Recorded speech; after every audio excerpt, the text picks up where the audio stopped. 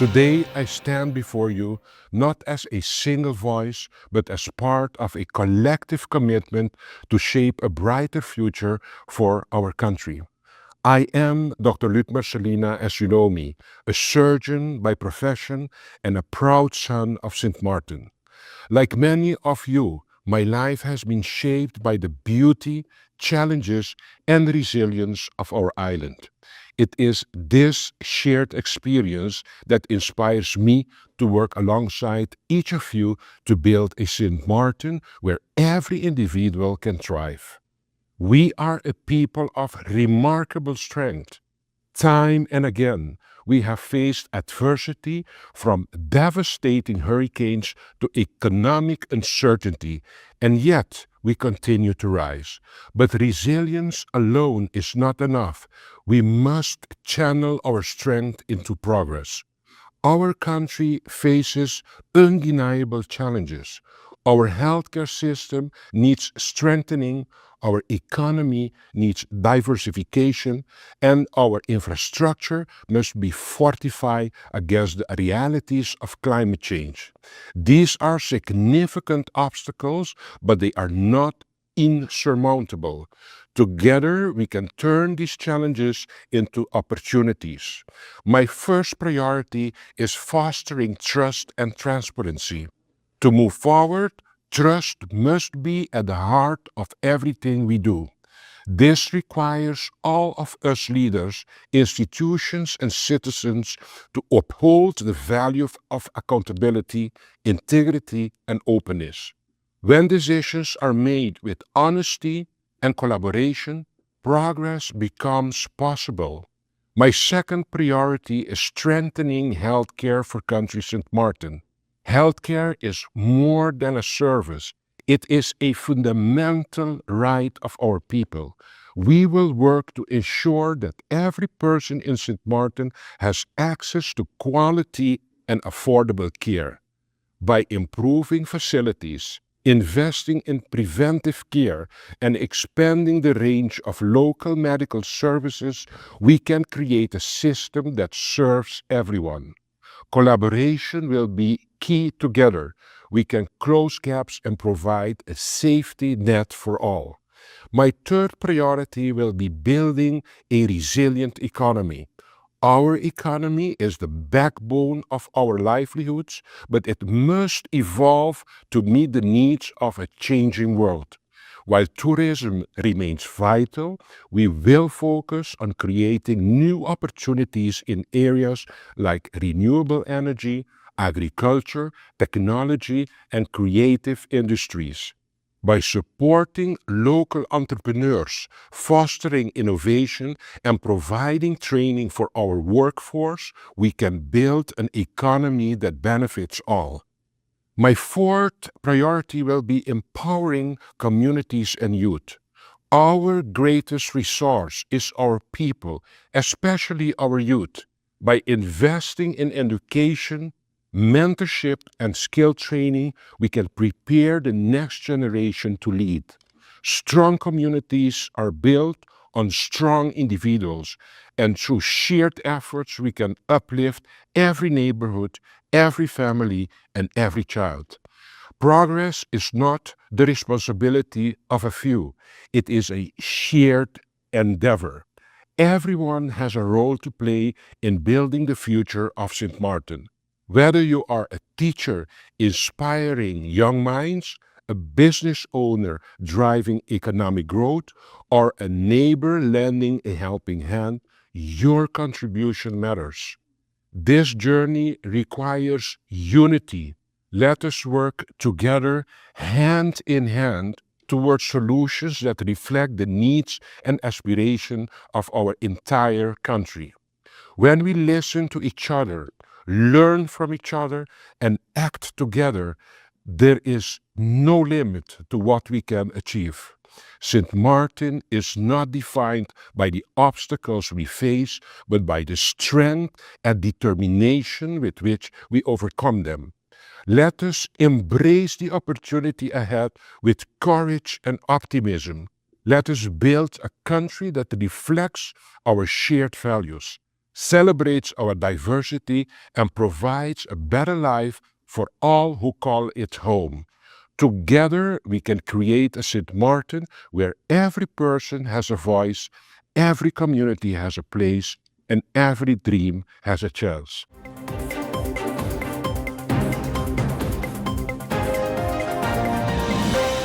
It is with great humility, honor, and a profound sense of duty that I address you today following my swearing in as your Minister of Finance. The reset button has been pressed, and I approach this second opportunity with the utmost seriousness. This is a renewed opportunity to serve our country, an experience that is both humbling and inspiring. I am deeply committed to advancing our journey toward stronger financial management, and I will work tirelessly to achieve economic sustainability and shared prosperity for all. There is much work to be done, and I am willing and ready to do my very best to get us to that point where we would no longer need financial supervision. Permit me, therefore, to share with you a few of the key priorities that will guide our efforts in this new governing period. In very broad terms, I will continue to focus on tax reform, modernization of our tax laws, and increasing compliance. 1. Tax reform. Tax reform lies at the heart of our policy objectives, driven by a commitment to addressing the real challenges our current system poses for businesses, individuals, and families alike. As a government, we understand that while the system has served us in the past, it now demands a thoughtful and comprehensive overhaul to become fairer, more efficient, and aligned with our collective aspirations for economic growth. With empathy and care as our guiding principles, we are determined to ease the financial burden on the people of this country by simplifying the tax code, providing meaningful tax relief, and ensuring that the weight of financial responsibility is equitably shared. Our ultimate goal is to create a tax system that not only upholds fairness, but also empowers individuals, supports businesses, attracts investment, and fosters long term economic development for the benefit of all. 2. Modernization of tax laws. Alongside tax reform, it is crucial that we modernize our tax laws to reflect the realities of the 21st century. Some of our tax laws are obsolete and need to be removed from the books, while some new legislations need to be introduced. And certainly, modernizing our tax laws will involve leveraging technology to streamline our tax administration, improve transparency and accountability, and enhance the overall efficiency of our tax system. We will introduce digital platforms that will make it easier for taxpayers to file returns, assess information, and comply with their obligations. By embracing innovation, we can reduce administrative costs and improve the taxpayer experience. Paying taxes should not be viewed as a punishment or an unavoidable burden, and tax assessments should not make people get panic attacks or depression. We will embark on a public awareness program geared towards changing our attitude towards taxation, and there is no better place to start this than in our schools. We will partner with the Ministry of Education, Culture, Youth, and Sports and other stakeholders to include financial literacy in the curriculum of our schools. 3. Increasing compliance. Ensuring compliance with tax laws is crucial for maintaining the integrity of our fiscal system and driving our nation's progress.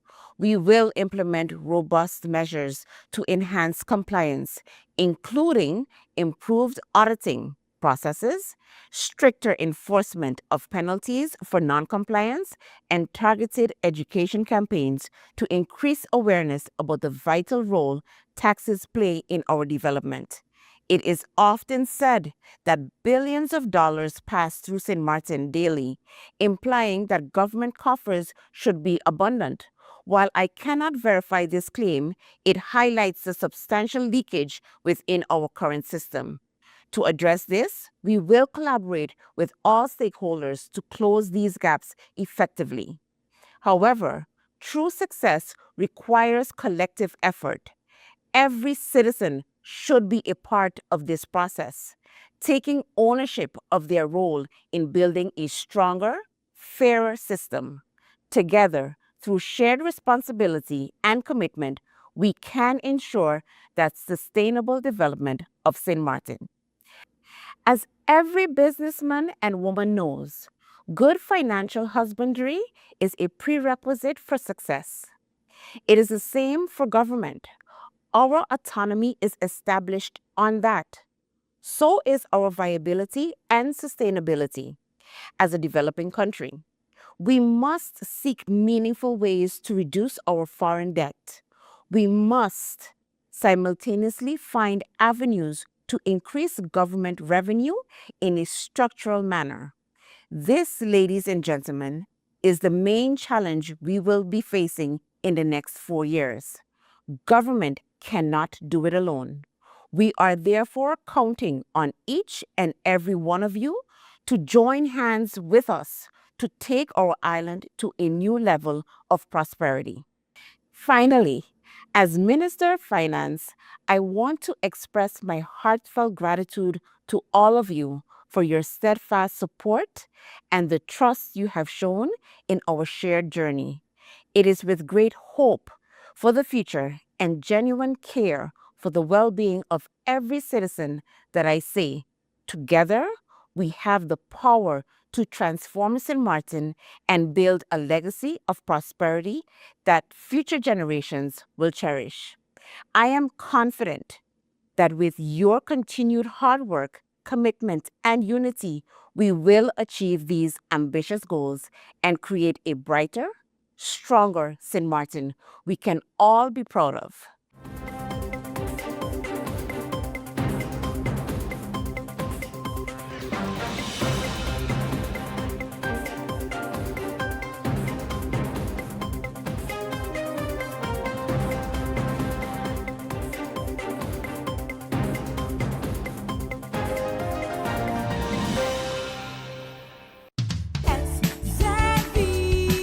Your social and health insurance is your social and health insurances. Are you SXV insured? Do you have a valid medical insurance status? SXV is cardless. Request your My SXV account today and enter the virtual office of SXV. Go to sxv.sx and sign up now. Your social and health insurances.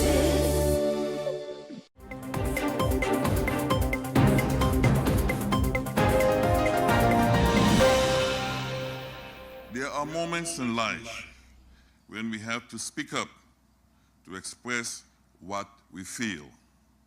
But we don't always have the words. We don't know where to begin. Dear Ruby, Maurice Martelink, a Belgian author, wrote, and I quote, "Let us accustom ourselves to considering death as a form of life that we do not yet understand. Let us learn to see in it the same light, the same hope that birth brings." I must confess to you this afternoon before you that it is very hard, difficult to share a few words with you when so much pain or sorrows grips you and grips as well the family of the late Ruby Butte.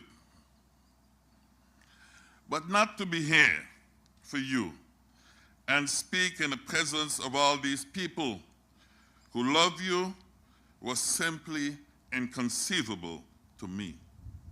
Therefore, I am here where we all are here.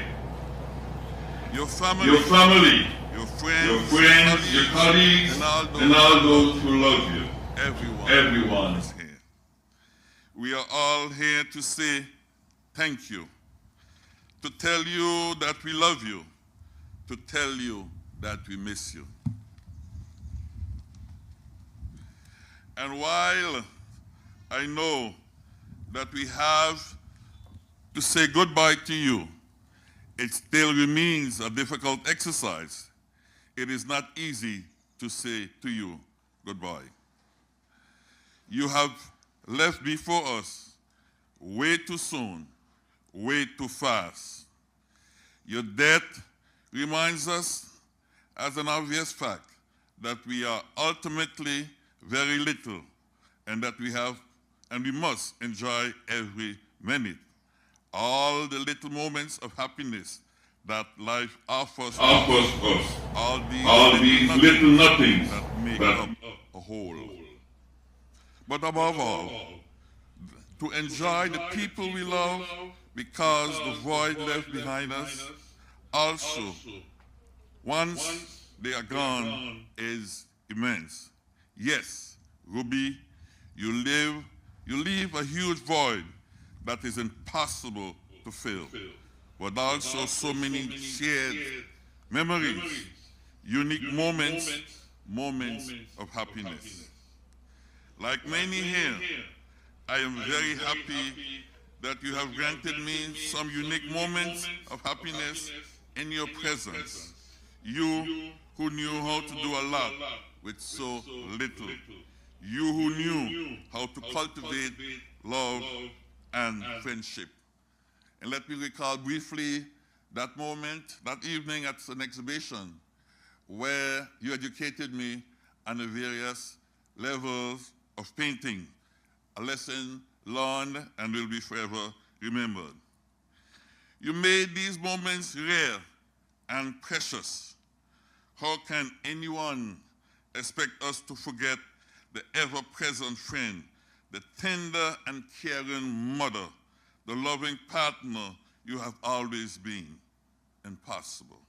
Friends, family, art lovers, and all of you who knew Ruby in your own special way. Every one of you had your Ruby experience, whether it would be through art, encouragement, students having projects, government officials coming to her for gifts to give to the Royal wherever in Holland.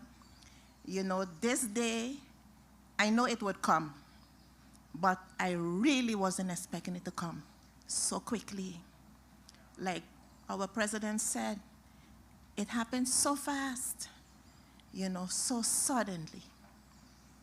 And, you know, my mom, this was, as I celebrated my 62nd birthday, I had to admit my mom in the hospital in Martinique on my birthday. So you can imagine how I was feeling, how we both felt. And I turned to her and I said, Mother, I call her Mother, Dutch, Aruba, educated in Dutch. So we continue with that, Mother. I turned to her, I said, Mother, can you imagine 62 years ago, you were in a hospital delivering a baby girl. And here we are, 62 years after. And I'm making sure that this time, because we traveled, in these past 4 years, we traveled a lot. We've been to Guadeloupe, we've been to Paris, and our last destination was Martinique. And I wanted to make sure that she had the best care, medical care that she could have gotten. My mother was the type of person that every year for my birthday, I will hear a speech. I knew it by heart. Every year the same thing. But the ending would be different. And she would start off by saying, Marisa, that was the name my dad gave me. She said, when you was born, I held you. I looked at you, and I wonder, how would you look by the time you're 20. And each year, like I said, this would be my birthday speech. I knew exactly where she was coming from, how it would start off.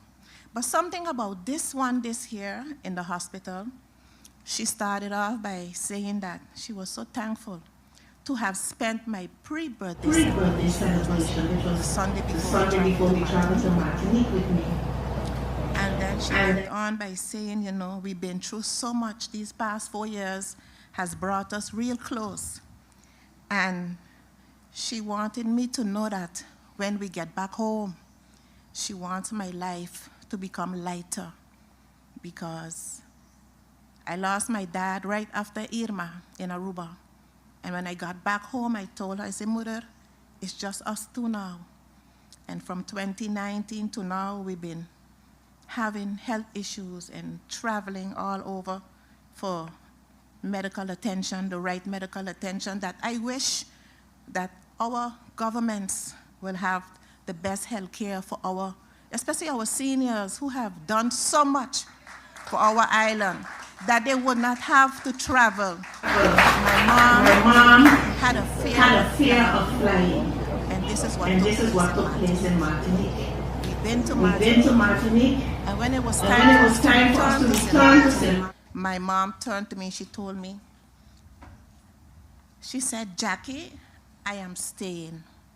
This is my time now. We are in the now, because we also have, apart from being an artist, storyteller, we have a group of women where we would meet every third Saturday. We call ourselves the spiritual group. We refer to ourselves as kings and queens. And our topic for the month of October, which was my topic, was the power of now.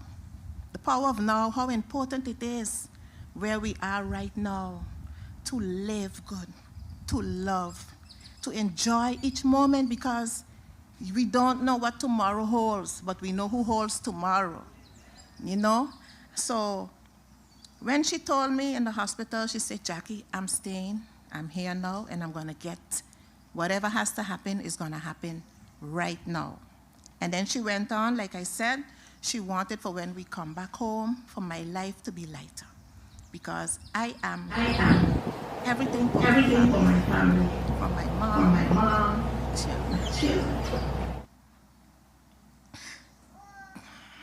People would ask me, Jackie, where do you work?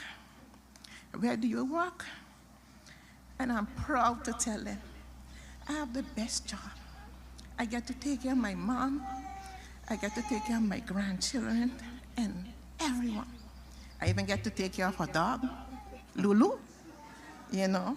So it's the greatest job. There's no reward. There's no payment on earth for me. And I am so proud and privileged to have had my mother during all these years.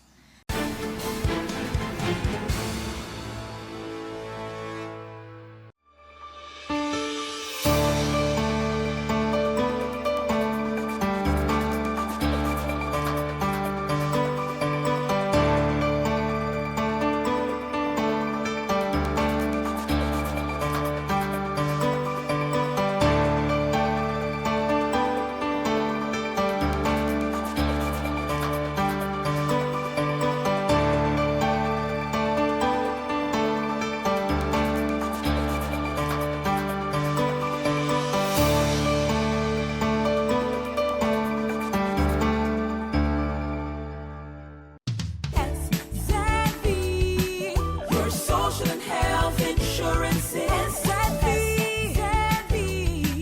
your social and health insurance. Are you SXV insured? Do you have a valid medical insurance status? SXV is cardless. Request your My SXV account today and enter the virtual office of SXV. Go to sxv.sx and sign up now.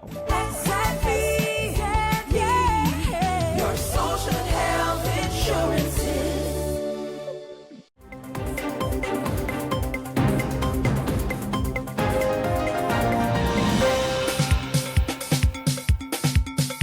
Is everybody ready? Let me go.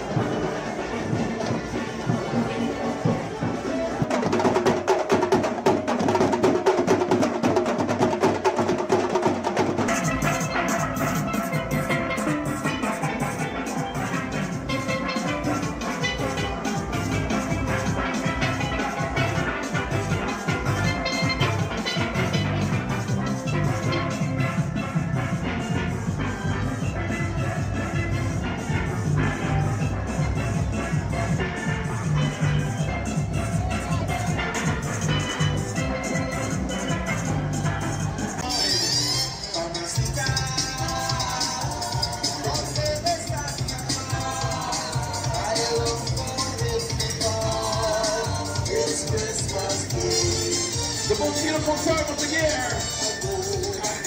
What's up? Welcome.